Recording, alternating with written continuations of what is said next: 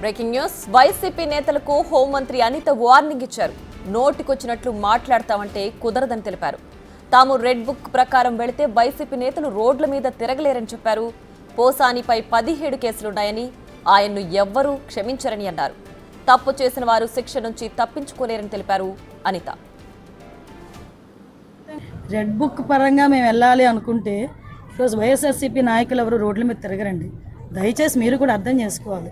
మేము as per law వెళ్తున్నాము. As per వాళ్ళు ఎవరైనా కంప్లైంట్ ఇస్తే కంప్లైంట్ బేస్ చేసుకొని వెళ్తున్నాము.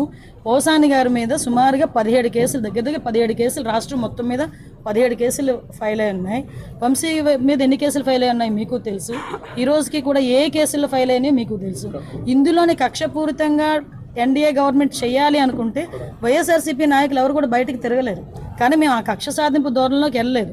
అలాగని తప్పు చేసిన వదిలిపెట్టే ప్రసక్తి లేదు. తప్పు చేసిన వాడికి శిక్ష పడాలి, లేకపోతే భయం ఎలా ఉంటుంది? ఉండాలి కదా, భయం ఉండాలి కదా. తప్పు చేసాడు అనుకున్నవాడు ఎవడైనా కూడా కొంచెం జాగ్రత్తగా ఉంటే బెటర్. కానీ శిక్ష నుంచి అయితే తప్పించుకోలేదు. నాకు నోరు ఉంది కదా, నోటుకు వచ్చినట్టు మాట్లాడేస్తాను అని అనుకోవడానికి ఇంతకుముందు గవర్నమెంట్ కాదు. ప్రజల్ని రెచ్చగొట్టే విధంగా మాట్లాడడం కానీ, సమాజంలోని ఇబ్బందులు పడే విధంగా, సమాజంలో ప్రజలు కూడా ఇబ్బంది పడే విధంగా కనుక మాట్లాడే పరిస్థితి ఉంటే కనుక వాళ్ళ మీద ఎట్టి పరిస్థితి చట్టపరమైన చర్యలు తీసుకోవడానికి ఎక్కడా కూడా బ్యాక్ స్టెప్ వేసే పరిస్థితి అయితే ఉండదు.